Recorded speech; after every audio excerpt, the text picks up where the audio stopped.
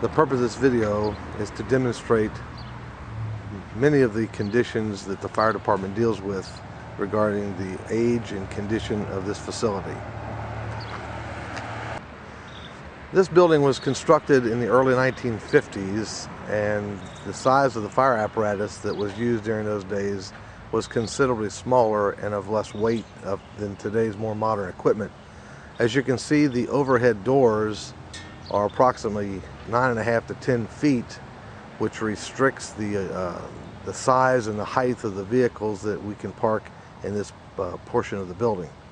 It also limits us to purchasing vehicles that will only fit in this space that's allowed us. We're standing in the upper bay of this station, looking from the front to the rear. The depth of the bay is approximately 50 to 52 feet long, and the overall height is about 12 feet, with only a 10-foot clearance, which, like as I described, eliminates us from putting any fire apparatus in this portion of the building, and it restricts our purchasing to ambulances and EMS equipment that will only clear the low clearance of the overhead doors. Another concern we have with this facility is our ability to heat and to cool. As you can see, this building has several different heater and furnaces that work in conjunction with the heating of this building. This is one of the space heaters located in the upper bay section. Because of this concern, we're not able to be very efficient with the use of energy because of the design and the construction method of this building. We're in a front storage room in the basement of the station. This wall that you're looking at is along the driveway that goes from street level to the lower bay. We get continual seepage, and we're filming on a dry day. If you were here and there was any kind of a rainfall, you'd see a more constant, steady flow of water going across the floor. Once again, we've made numerous attempts to try to seal this area. Unsuccessfully. It's where the blacktop and the concrete meet along the side of the building. We're required to maintain records for numerous years as part of our obligation as a fire department, and we've built these racks so that we could keep everything off the floor, but space is a real issue here, and this is the best we could do. But this area here constantly has a damp floor. This facility has a shared easement with this driveway with our neighbor to the west.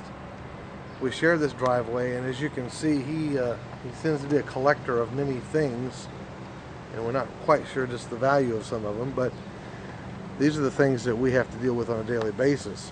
What we want to show you is the low spots and how this flooding occurs during a heavy rainstorm. Because of the low spot in front of the pumper bay door, all of the adjacent properties, all of their stormwater funnels to the lowest spot, which happens to be right in front of that pumper door.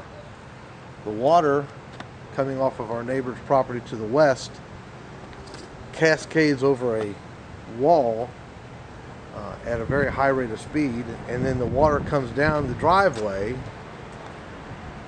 off the street level and gathers and collects in this lower location, which is what creates the flooding conditions that we have to deal with anytime there's a heavy rain.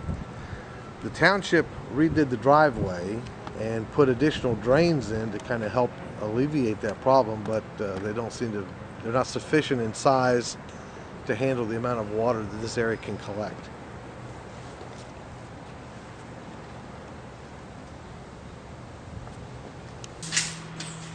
We're standing inside the lower apparatus bay area of the station. We want to demonstrate the depth of this bay, and so you can see that it would not accommodate any type of aerial ladder truck device that would be assigned to this facility. A pumper and a heavy rescue are the two trucks that occupy this space area. We're still in the lower apparatus bay floor area, looking into the laundry room. As we mentioned earlier in the video, we talked about the flooding issue that occurs in this portion of the building after heavy rain. We've had to build up our laundry equipment up on cinder blocks approximately 1.5 feet high just to keep it out of harm's way in the event of a flood. As we mentioned before, we're still standing in the apparatus bay in front of the pumper. We want you to note the water line on the wall at the bottom of the stairs outside the bunk room. As the firefighters ascend from the second floor area to this portion to mount on the apparatus for response, we encountered approximately 2 feet of water that had already gathered into this part of the building late one night. As you can see, the water line on the wall is right along the bottom of the staircase. This was the conditions that the firefighters found during the flood of July 2001, and it caused obviously some type of a delay in our response to weather-related emergencies in the area. We're now standing in the basement or the lower level of the building. It's just off of the lower apparatus bay area, and it is actually about 1.5 feet lower than the lower bay area. This area was totally destroyed after the flood of 2001, and what we want you to do is just visualize it's a combination space of dining room, kitchen, day room, and exercise facility. The station obviously has tremendous limitations in regards to the available space for all the different needs of a fire department. But if you'll view the video in this on the website that describes the flooding conditions that we had, you'll see this area was just totally wrecked as a result of the flood. There was about 2.5 feet of water in this area. It destroyed all the appliances, including the stove. The flooring and anything that was on the floor was totally destroyed.